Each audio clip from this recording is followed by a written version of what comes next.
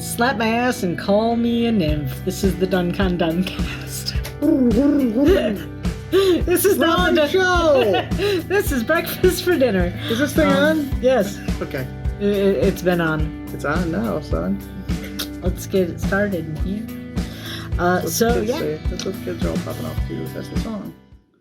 Maybe 10. No, it's like 2008. 20 years ago. It's 2000 and late. Anyway. Exactly. Welcome to the show. Yes. Hello. So today we'll be talking about further plans on the channel, what we're doing. Why we're even doing this. Yeah. We should talk about that, I suppose. So let's start with that. So Steve and I, we're really into the idea of YouTube anyway, because we watch a ton of YouTube. We enjoy it. It's the medium of the modern era. Exactly. And one of the things that we felt when we were kids, we didn't really have the whole person you could look up to that was gay or lesbian or bi or whatever other sexuality. Queer role models. We had zero queer role models, or you had RuPaul and that was it. And he's not even gay. He's just, he might be gay. I have no knowledge of RuPaul. But yeah. But it was oftentimes even worse. It was all you had were the caricatures on sitcoms. Yeah, it's like the fat guy trope that Steve likes to talk about a lot because, Yeah, fat guy, funny, haha. Fat guy, funny, haha. Fat guy, fall down. Yep. It's just that there are all these tropes that we talk about. So we wanted to make sure that there was some kind of queer representation because we are both bi. In case you didn't get the memo. Yeah. It's true. And although we're in a heteronormative, monogamous relationship, we are both bi in that we have attractions towards same sex, opposite sex, and all genders, so technically pan, I guess. That makes you queer. Yeah, we're queer as fuck. So, and we want to make sure that there was representation there for people. And we also are really aware that not everybody's accepted for who they are and for their sexuality or for their gender identification, all that stuff. And it's just people are not fully accepted for who they are. And, there's a problem with that. That's huge. It's bullshit. Basically. So basically the idea is we're your weird parents in that we accept you. We love you. And we love you. And we're doing just the shit that you'd think about your parents doing, being awkward with it. We're not particularly gifted gamers, as you might have figured out. We're doing this for inclusion and so that people have that quote unquote family that they can, kind of look in on and turn to without looking in or turning to. So that's what the channel's about. A lot of us have very complex relationships with our families, particularly in the queer community. Mm-hmm. Not too many people I know came from a very loving in ways, but, fully accepting. Yeah. We're going to pause it right here because I think we got a cat stuck in the closet. Okay, crisis averted. No more cat at the closet. There is no cat trying to claw through the portal from the exterior dimension, okay? We're glad. Pay no attention to the dog park. Or the meowing. Don't or look at the scratching. The cat portal. Any of that stuff. The cat portal. Cat portal 3.0. Meow. Yeah. So that's what this channel was about. Cat portals. Wait, I thought it was about queer representation. It's about queer representation, like a host of other things. Just basically, we are who we are. And what's our motto? Striding confidently forward in your weirdness. Be you. Just be yourself. Yeah, that's essentially what we're saying right there. So, we wanted to make sure that people felt like they could be now themselves. We really got a dog situation over here. I'm telling y'all, filming in this house is an adventure. God has cursed me for my hubris and my work is never done. That too. But yeah, so some of the other things, Steve, of course, has been working on some of his projects. He's been doing a lot of writing. Literally, my work is never done. Yeah. So you've got one, at least one role-playing game that you're trying to release. Yeah, so I am currently working on 2 games. Yeah. They're both, I mean, when people talk about role-playing games, they have these grandiose ideals of like, oh, dude, we're going to make the next D&D. We're going to dethrone. We're going to take down the dragon. No. First of all, that's never going to happen. Nope.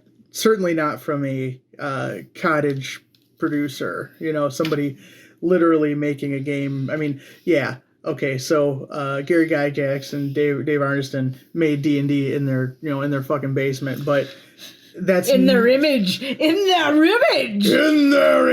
But literally, it's never going to happen again. Yeah.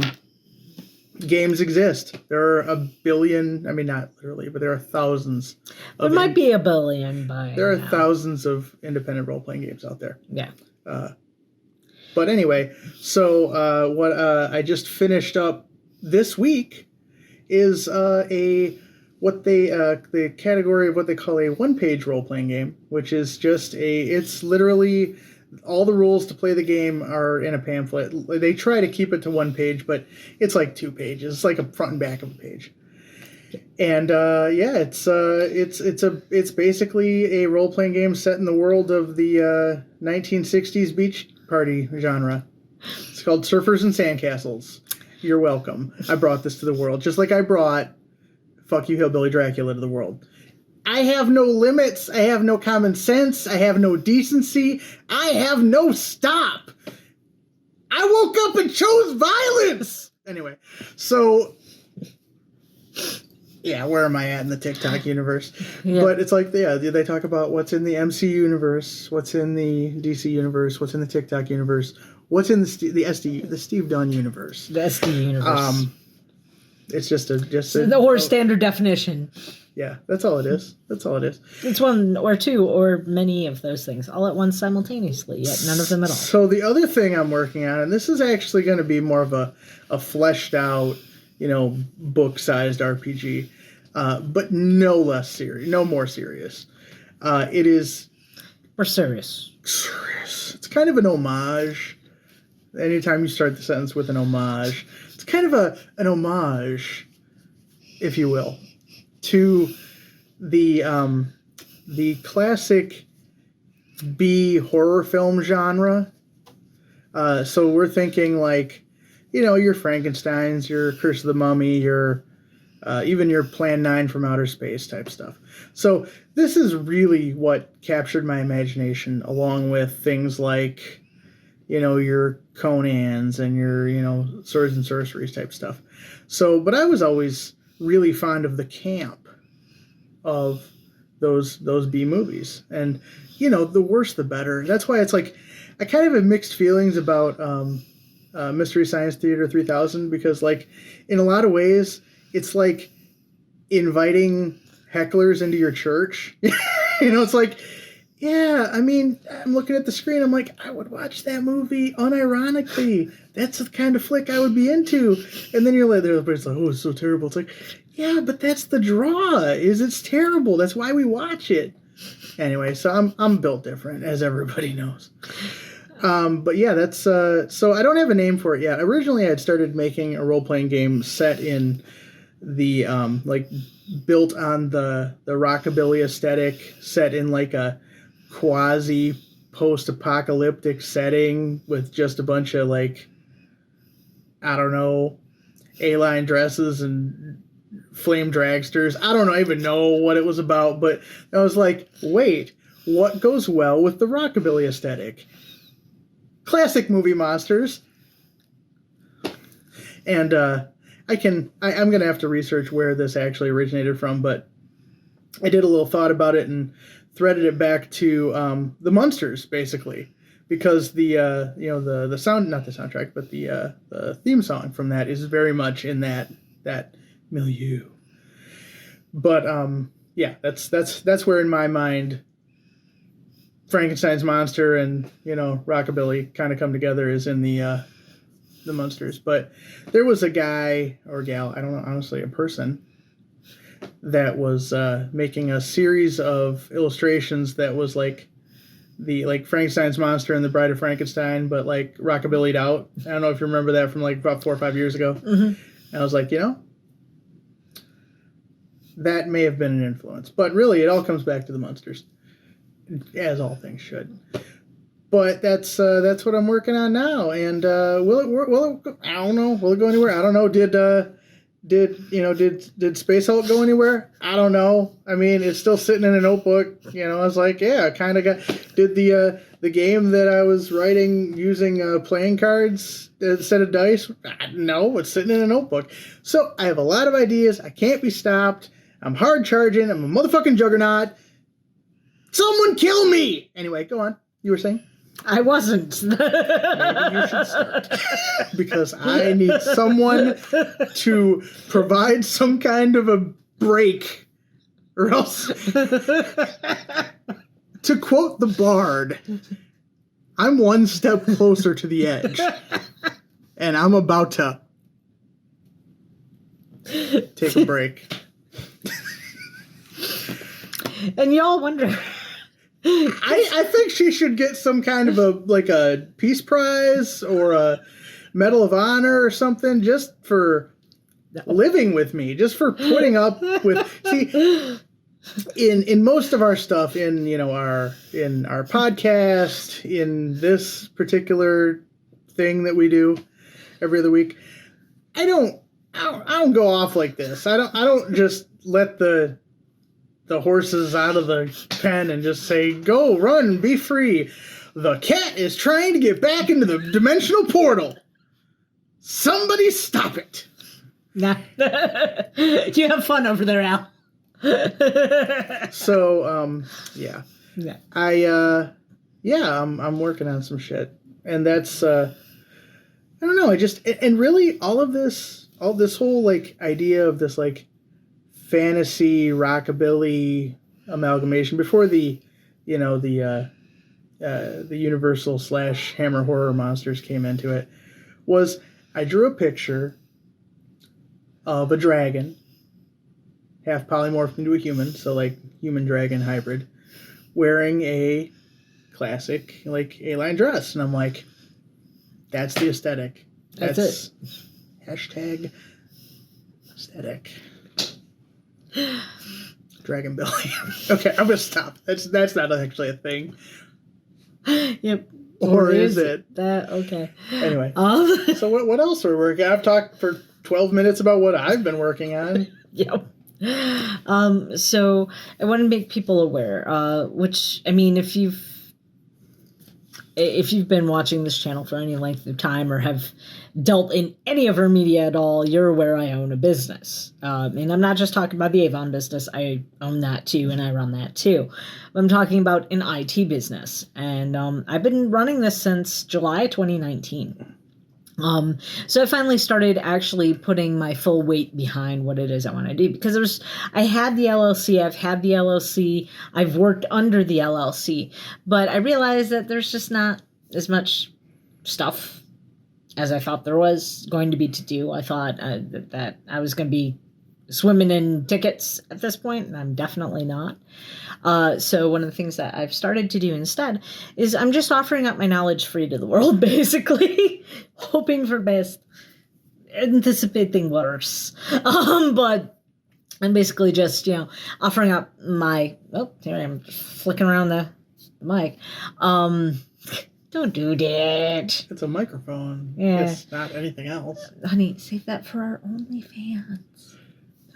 / the Dunnes. Anyway, that's not a thing either. It's just like Dragon Billy. No.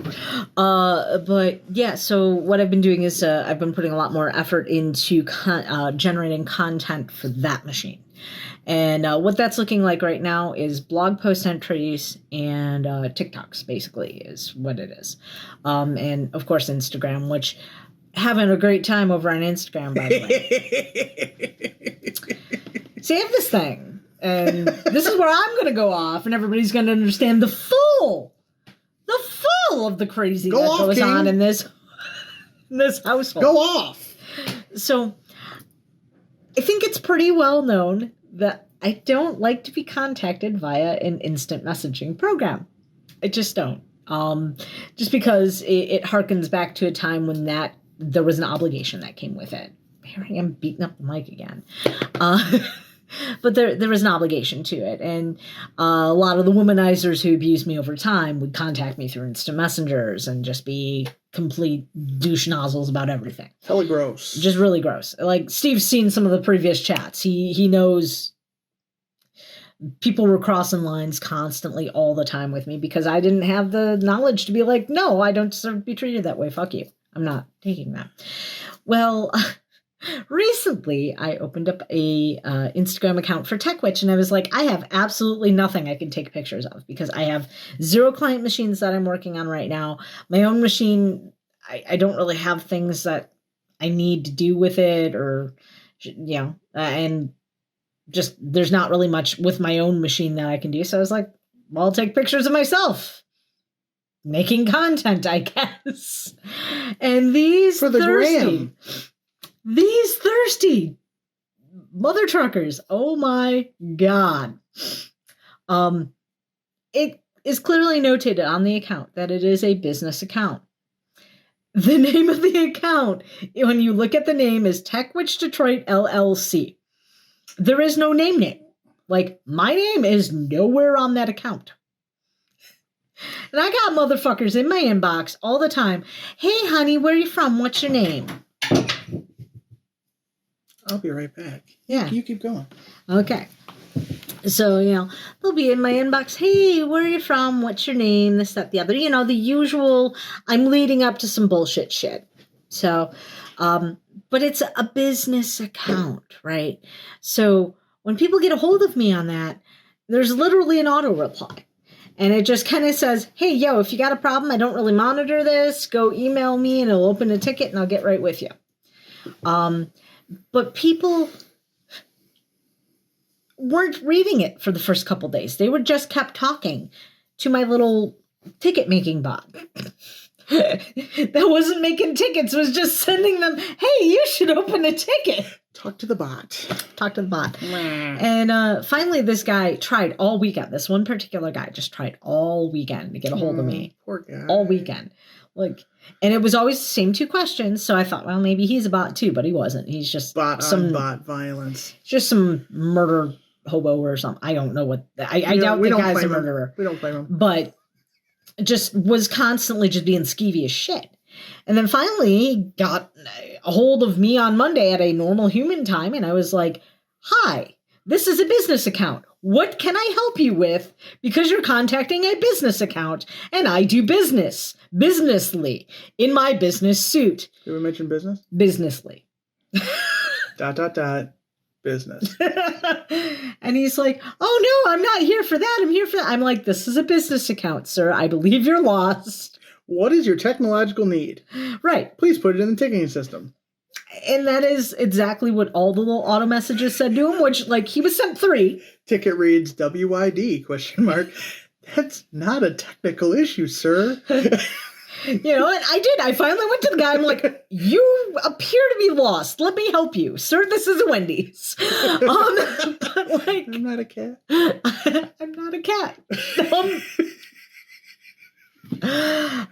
But so anytime that I get these little fun little interactions, I think people are catching on now that I do this because I haven't gotten nearly as many. But anytime I get one of these little fun interactions, I take little screenshots and I put it on Facebook and I explain why it's funny just in case people don't catch why it's funny. Yeah. So it's a ball. Do keep, if you are on my Facebook, do keep that in mind that every now and again you're going to be seeing that and it's going to be funny. If you're on my Twitter and you want me to cross post that over to Twitter, I won't be able to take the whole post and put it onto Twitter, unfortunately, but I will be able to link the post to Twitter and you can go look. But if you're interested in me doing that, let me know, either in the comments or on Twitter. So, there's a new Twitter account for that. There's a new Instagram account for that. There's a new TikTok account for that. And the blog is really the important thing because that is what I am trying to monetize, because it is much easier to monetize a blog than it is a YouTube channel. And I thought that since writing is my normal natural form anyway, that was what I really wanted to do first. So there's a blog. It is techwitchdetroit.blogspot.com. I'll put that in there and in the description. And I would please encourage you to check it out and laugh at my hilariousness, because I am very funny. It is quite funny. I mean, she is quite funny, but the posts themselves are actually hilarious. Yeah. And this one today wasn't my favorite because I was feeling a little off, but it was still pretty good, I think. I'll tell you a secret. I haven't read it yet. I'm going to read it when we get done here. I had a very busy day at work, but we're not going to talk about that because that's not what this space is for. This is a space for spacing out. But yeah. And it's funny because I have my business hat and then I have my casual hat. Now I'm not wearing my casual hat right now. Because it's business hours. A late business hour. So it's really hilarious because people don't realize this isn't my actual hair. Like, everybody who's seen me in the past 2 months knows this couldn't possibly be my actual hair because I'm bald as shit under hair, right? But I wanted to allow my hair to grow out, and it's driving me nuts the way it looks right now. So I just put a hat on it. And it looks marvelous. Now it does, yes. It looks fantastic. But like, these motherfuckers are hitting on a bald chick with a wig, not realizing she's in a wig, and it just... You know what?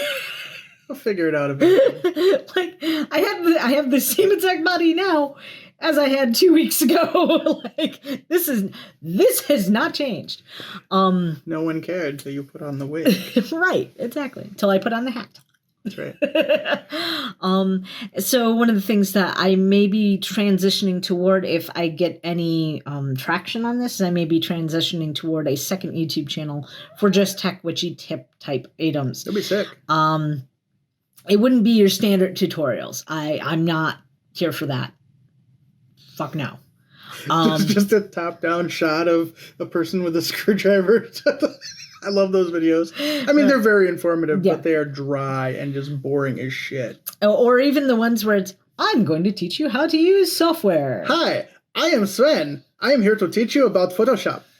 Photoshop is good program for making photos do different things. I'm not making fun of anybody. No. I'm just saying. But there is a stereotype. There are a very large number of Scandinavian men doing Adobe tutorials. That's all I'm saying. And they're fantastic, and we love them and we watch them. But yeah, so the things that you'd be looking for on this sort of channel would be just like general tips, or how the internet came to be, or explaining networking in terms that actually make sense to human beings, or things like that.